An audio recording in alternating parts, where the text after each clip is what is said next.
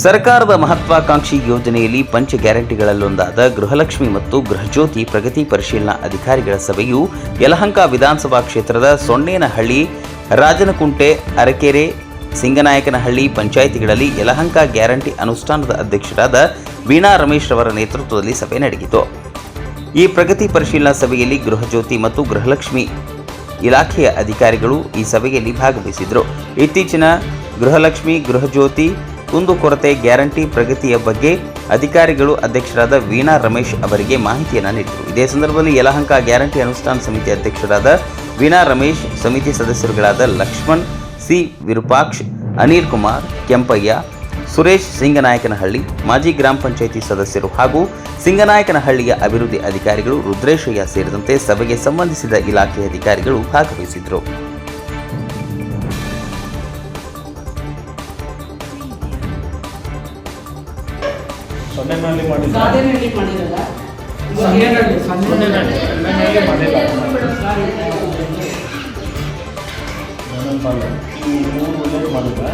ಮಾಡ್ತಾ ಇದ್ದಾರೆ. ಇಲ್ಲಿ ಇನ್ನೊಂದು ಮಂತ್ಗೆ ಮ್ಯಾಕ್ಸಿಮಮ್ ಕವರ್ ಆಗುತ್ತೆ. ಇನ್ನೂ ಸ್ವಲ್ಪ ಜನ ಅಲ್ಲಿ ನೋಡಿ, ಈಗ ಡಾಟಾ ಮಾಡಿದ್ವಿ. ಡಾಟಾದಲ್ಲಿ 320 ಇದ್ದಾರೆ. 320ರಲ್ಲಿ ಬರೀ 150 ಆಗಿದೆ. 320 ಇನ್ಸ್ಟಾಲೇಷನ್. ಮುಂದೆ ದಿವಸ 150 ಇನ್ಸ್ಟಾಲೇಷನ್ ಬೇಡ.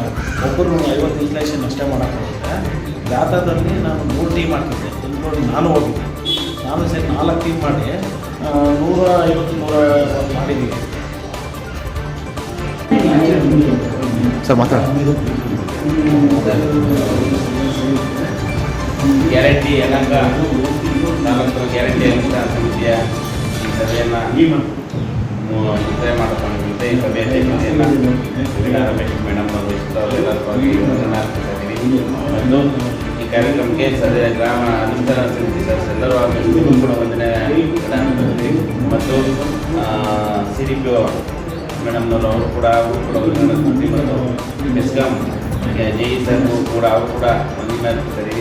ಮತ್ತು ಅಂಗನವಾಡಿ ಕಾರ್ಯಕರ್ತರು ಸಹ ಕೂಡ ವಂದನೆ ಅರ್ಪಿಸಿ ಈ ಸಭೆಯನ್ನು ಅಧ್ಯಕ್ಷರ ಮೇಲೆ ಮುಕ್ತಾಯಗೊಳಿಸ್ತಾ ಇದ್ದೀವಿ. ಗ್ಯಾರಂಟಿ ಅನುಷ್ಠಾನ ಸಮಿತಿಯ ಪ್ರಗತಿ ಪರಿಶೀಲನಾ ಸಭೆ ಮತ್ತು ಕುಂದುಕೊರತೆ ಸಭೆ ಭಾಗವಹಿಸಿದಂಥ ಎಲ್ಲ ಸರ್ಕಾರಿ ಸಿಬ್ಬಂದಿಗಳಿಗೂ ಹಾಗೂ ನಮ್ಮ ಸದಸ್ಯರುಗಳಿಗೂ, ವಿಶೇಷವಾಗಿ ನಮ್ಮ ಶ್ರೀಧರ್ ಅವರು ಬಂದು ಭಾಗವಹಿಸಿ ಕಾರ್ಯಕ್ರಮ ಯಶಸ್ವಿಗೊಳಿಸಿದ್ದಾರೆ. ಎಲ್ಲರಿಗೂ ಧನ್ಯವಾದಗಳು.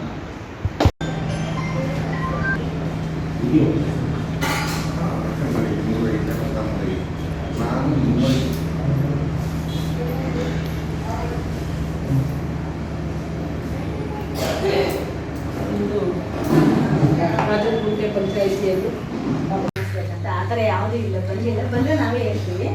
ಅದಕ್ಕೆ ಯಲಹಂಕ ನಮಗೆ ಪಂಚಾಯತಿ ಹೊರಗಡೆ ಅಲ್ಲಿವರೆಗೆ ಸಿಗಲ್ಲ. ನಮಗೆ ಯಲಹಂಕ ಮತ್ತು ಬೆಂಗಳೂರು ನಾರ್ತ್ ಅಂತ ಬರುತ್ತೆ.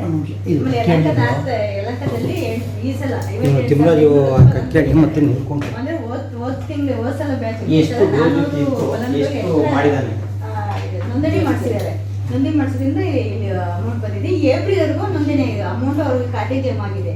ಕೆಲವೆಲ್ಲ ರಿಜೆಕ್ಟ್ ಆಗಿರ್ತವೆ.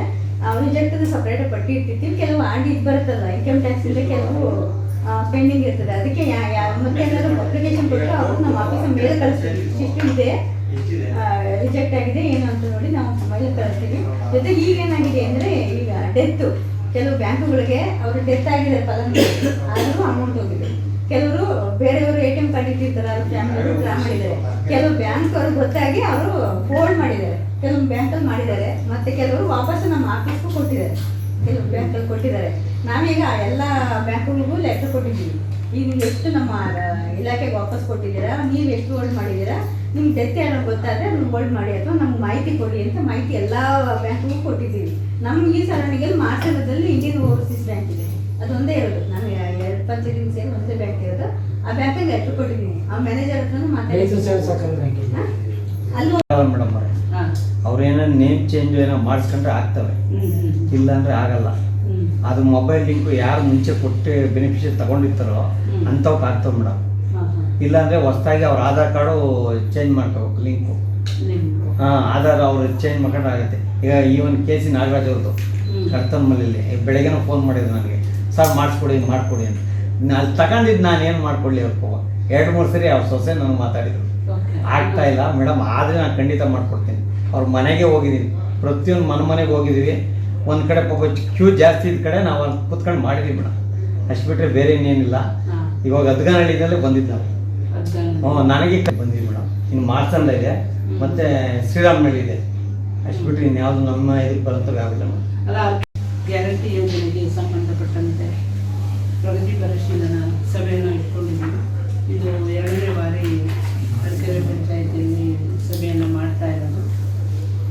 ಮುಖ್ಯವಾಗಿ ಇವತ್ತು ನಾವು 2 ವಿಚಾರವನ್ನು ತಗೊಂಡಿದ್ದೀವಿ. ಒಂದು ಗೃಹ ಜ್ಯೋತಿ ಮತ್ತು ಒಂದು ಗೃಹ ಲಕ್ಷ್ಮಿ. ಏನಪ್ಪ ಗ್ಯಾರಂಟಿ ಯೋಜನೆ? ಗ್ಯಾರಂಟಿ ಯೋಜನೆ ಅಂದರೆ ಏನು? ಏನಕ್ಕೆ ಈ ಗ್ಯಾರಂಟಿ ಯೋಜನೆ ಮಾಡಬೇಕಾಗಿತ್ತು ಸರ್ಕಾರ? ಗ್ಯಾರಂಟಿ ಯೋಜನೆಯ ಮೂಲ ಉದ್ದೇಶನೇ ಜನಸಾಮಾನ್ಯರ ಆರ್ಥಿಕ ಮತ್ತು ಸಾಮಾಜಿಕವಾಗಿ ಅವರನ್ನು ಅಭಿವೃದ್ಧಿಗೊಳಿಸಬೇಕು ಅನ್ನೋ ದೃಷ್ಟಿಯಿಂದ ಈ ಯೋಜನೆಯನ್ನು ಸರ್ಕಾರ ಜಾರಿಗೆ ತಂದಿದೆ. ಏನು ಇವತ್ತಿನ ಒಂದು ಸಂದರ್ಭದಲ್ಲಿ ಶ್ರೀಮಂತರು ಶ್ರೀಮಂತರಾಗೇ ಉಳಿದು ಬಡವರು ಬಡವರಾಗೇ ಉಳಿದು ಸಾಗ್ತಾ ಇರುವಂತಹ ಸಂದರ್ಭದಲ್ಲಿ ಈ ಯೋಜನೆಯು ಬಹಳ ಮುಖ್ಯವಾಗಿದೆ. ಒಬ್ಬ ಕಡುಬಡವನು ಸಹ ಈ ಸೌಲಭ್ಯವನ್ನು ತಗೊಳ್ಬೇಕು ಅನ್ನೋ ದೃಷ್ಟಿಯಿಂದ ನಾವು ಎಲ್ಲ ಪಂಚಾಯಿತಿಯಲ್ಲೂ ಸಹ ಈ ಸಭೆಗಳನ್ನು ಮಾಡ್ತಾ ಏನು ಈ ಗ್ಯಾರಂಟಿ ಯೋಜನೆಯು ಪ್ರತಿಯೊಬ್ಬರಿಗೂ ತಲುಪಬೇಕು ಅನ್ನೋ ಉದ್ದೇಶದಿಂದ ಈ ಸಭೆಯನ್ನು ಮಾಡ್ತಾ ಇದ್ದಾರೆ. ನಮಗೆ ಸರ್ಕಾರದಿಂದ ಒಂದು ಮಾಹಿತಿ ನಮಗೆ ಜಾರಿಗೊಳಿಸಿದರು. ಏನು ಗೃಹ ಜ್ಯೋತಿ ಗೃಹ ಲಕ್ಷ್ಮಿ ಏನಿದೆ ಅದ್ರ ಬಗ್ಗೆ ಪ್ರತಿಯೊಂದು ಪಂಚಾಯಿತಿಗೆ ಹೋಗಿ ನೀವು ಕಾರ್ಯಕ್ರಮಗಳನ್ನು ಮಾಡಬೇಕು ಅಂತ ಮಾನ್ಯ ನಮ್ಮ ಮುಖ್ಯಮಂತ್ರಿಗಳಾದಂತಹ ಡಿ ಕೆ ಶಿವಕುಮಾರ್ ಸಾಹೇಬರು ಹಾಗೂ ಪರಮೇಶ್ವರ್ ಸಾಹೇಬರು ಮತ್ತು ನಮ್ಮ ಗ್ಯಾರಂಟಿ ಯೋಜನೆಯ ರಾಜ್ಯಾಧ್ಯಕ್ಷರಾದಂತಹ ರೇವಣ್ಣ ಸಾಹೇಬರು ಹಾಗೂ ಪದ್ಮಾವತಿ ಅಮರನಾಥ್ ಅವರು, ಹೀಗೆ ನಮ್ಮ ಎಲ್ಲ ಏನು ಈ ತಂಡ ಇದೆ, ಈ ತಂಡದ ಮುಖಾಂತರ ನಮಗೆ ಸಂದೇಶ ಬಂದಿರೋದ್ರಿಂದ ನಾವು ಪ್ರತಿಯೊಂದು ಪಂಚಾಯಿತಿಯಲ್ಲೂ ಸಹ ನಾವು ಈ ಕಾರ್ಯಕ್ರಮವನ್ನು ಆಯೋಜಿಸಿದ್ದೇವೆ. ಏನು ಈ ಗೃಹ ಜ್ಯೋತಿ ಇದೆ ಪ್ರತಿಯೊಂದು ಮನೆಗೆ ತಲುಪ್ತಾ ಇದೆಯಾ ಇಲ್ವಾ, ಮತ್ತು ಈ ಒಂದು ಗೃಹ ಜ್ಯೋತಿಯನ್ನು ಪರಿಷ್ಕರಣೆ ಮಾಡಬೇಕು ಅನ್ನೋ ದೃಷ್ಟಿಯಿಂದ ಈ ಯೋಜನೆಯನ್ನು ಈ ಒಂದು ಸಭೆಯನ್ನು ಇಟ್ಕೊಂಡಿದ್ದೇವೆ. ಏನು ಈ ಗೃಹ ಜ್ಯೋತಿ RR ನಂಬರ್ಗೆ ಆಧಾರ್ ಕಾರ್ಡು, ಮುಖ್ಯವಾಗಿ ವೋಟರ್ ID ಕಾರ್ಡನ್ನು ಮೆನ್ಷನ್ ಮಾಡಬೇಕು. ಮತ್ತು ಏನು ಈ ಒಂದು ಬೆನಿಫಿಷರ್ ಇದ್ದಾರೆ ಅದರ ಮಾಹಿತಿಯನ್ನು ಪಡ್ಕೋಬೇಕು ಪ್ರತಿಯೊಂದು ಪಂಚಾಯಿತಿದೆ ಅಂತ ಹೇಳಿ ಈ ಸಭೆಯನ್ನು ಆಯೋಜಿಸಿದ್ದಾರೆ. ಹಾಗಾಗಿ ಈ ಸಭೆಯಲ್ಲಿ ನಮ್ಮ ಬೆಸ್ಕಾಂನಿಂದ ಬಂದಿರುವಂಥ